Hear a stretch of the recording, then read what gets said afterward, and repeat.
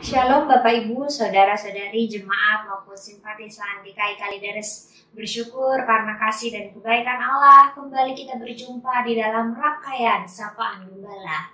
Mari sebelum kita membaca dan merenungkan firman Tuhan, kita satu hati, kita berdoa. Allah yang baik, sebentar kami akan membaca dan merenungkan firman-Mu. Kiranya Roh Kudus-Mu menolong kami semua, agar kami mampu memahami firman-Mu dengan baik, dan kami juga mampu melakukannya dalam kehidupan kami sehari-hari.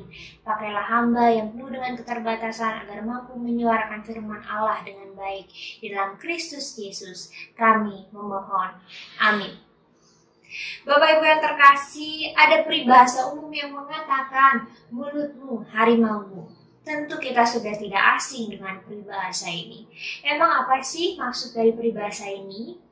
Peribahasa ini mau mengatakan bahwa perkataan yang kita sampaikan itu mempunyai kekuatan yang dampaknya sangat besar bagi diri sendiri maupun orang lain.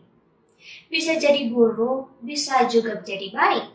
Bisa menyembuhkan atau bisa menyakiti. Bisa membangun atau bisa menjatuhkan, bisa menyemangati atau juga bisa mempermalukan. Itu semua tergantung dari perkataan yang kita sampaikan. Nah, hal ini selaras dengan yang Paulus sampaikan di dalam bacaan kita hari ini. Mari kita membacanya bersama-sama dari Efesus 4 ayat 29. Saya akan membacakannya untuk kita semua. Janganlah ada perkataan kotor keluar dari mulutmu, tetapi pakailah perkataan yang baik untuk membangun di mana perlu, supaya mereka yang mendengarnya beroleh kasih karunia.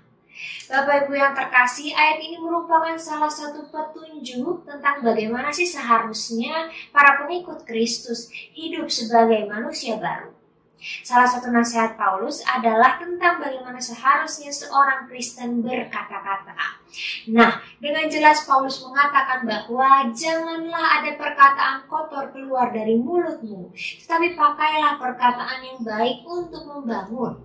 Apa sih itu perkataan kotor dan apa sih itu perkataan yang baik? Perkataan kotor dalam ayat ini merujuk pada kata-kata yang sifatnya merusak. Kata-kata yang mengutuki, kata-kata yang mempermalukan, kata-kata yang merendahkan, mendustai, melukai, dan lain-lainnya. Paulus mengatakan pada kita semua, jangan sampai perkataan-perkataan yang seperti ini keluar dari para pengikut Kristus. Sedangkan perkataan yang baik dalam ayat ini adalah perkataan yang menyemangati, yang membangun, yang meneduhkan, yang menguatkan, yang mendorong untuk maju, yang mendorong untuk mau memperbaiki apa yang salah. Perkataan-perkataan yang baik juga harus disampaikan dengan cara yang baik. Ada tata krama di dalam perkataan yang baik. Ada sopan santun yang harus kita junjung tinggi di dalam bertutur. Supaya perkataan yang baik itu dapat diterima dengan baik dan berdampak baik bagi yang menerimanya.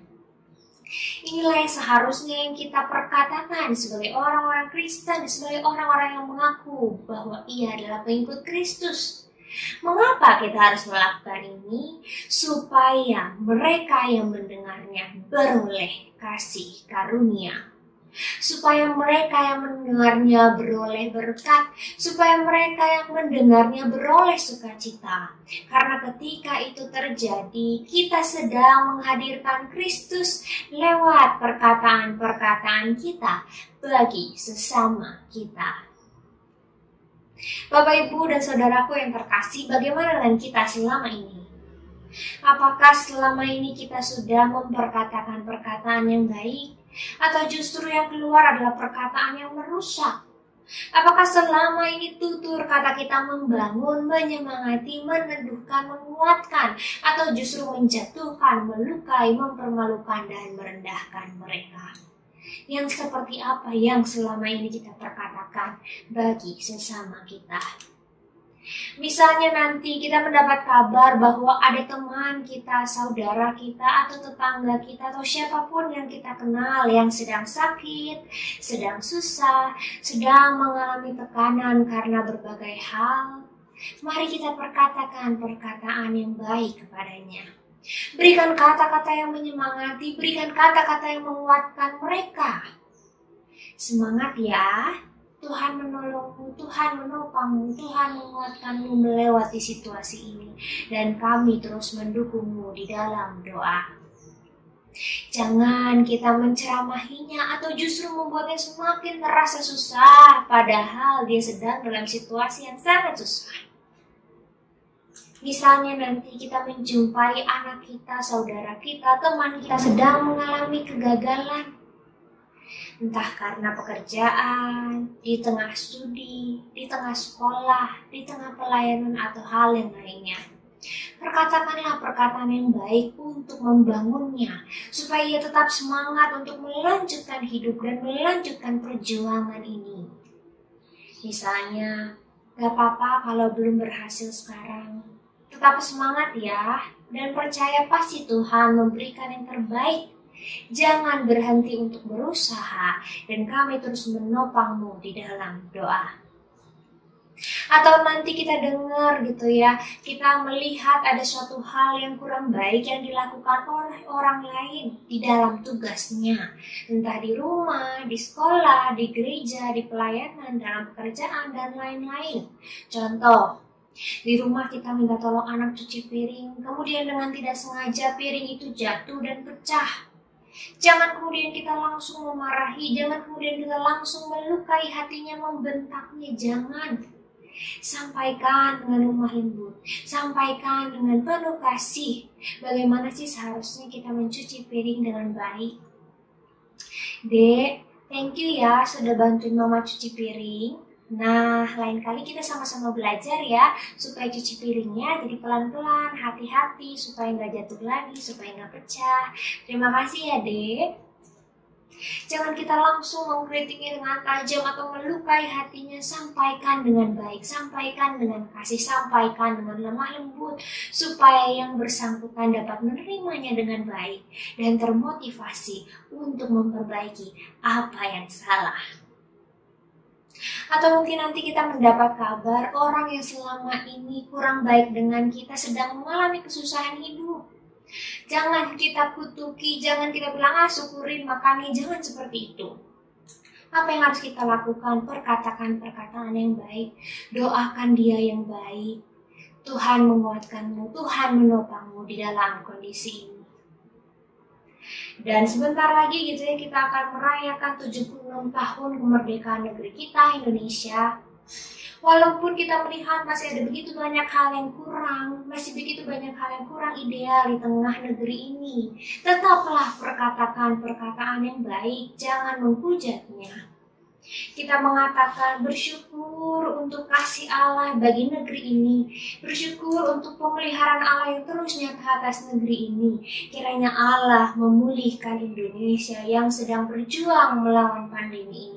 Kiranya Allah menopang pemerintah dan Satgas Covid yang terus mengupayakan agar pandemi ini meredam. Kiranya Allah memberkati kita semua rakyatnya agar terus mendukung setiap upaya yang dilakukan pemerintah dengan cinta yang Allah terus nyatakan bagi kita semua. Bapak Ibu yang terkasih, mari kita berikan ungkapan yang mendukung, ungkapan yang menguatkan, ungkapan yang baik supaya itu menjadi berkat untuk negeri kita, untuk pemerintah kita, dan untuk kita semua, rakyat Indonesia. Bapak Ibu yang terkasih, memperkatakan yang baik itu memang tidak bisa dilakukan tiba-tiba. Semuanya harus dibiasakan, semuanya harus dilatih. Nah, mulai sekarang, sebelum kita berkata-kata, mari kita biasakan untuk bertanya. Kalau aku berkata ini dengan cara ini, dampaknya apa ya untuk orang lain? Kalau baik ya mari kita lanjutkan. Kalau tidak baik ya mari kita ganti dengan kata yang baik dan dengan cara yang baik. Supaya apa yang keluar dari dalam diri kita itu semua menjadi berkat dan menghadirkan Kristus bagi semua orang. Ingatlah, perkataan kita mencerminkan siapa diri kita dan apakah Kristus tercermin di dalamnya. Selamat berefleksi, Tuhan memberkati kita. Mari kita berdoa. Bapa yang baik, terima kasih Engkau mengingatkan kami untuk memperkatakan kata-kata yang baik. Ampuni kami Tuhan, kalau selama ini kalimat-kalimat yang kami sampaikan masih melukai sesama kami, masih merendahkan sesama kami, masih membuat mereka jatuh dan down. Ampuni kami ya Tuhan, mulai hari ini kami mau bertekad untuk menghadirkan Kristus lewat perkataan-perkataan kami. Dalam Kristus Yesus kami memohon. Amin.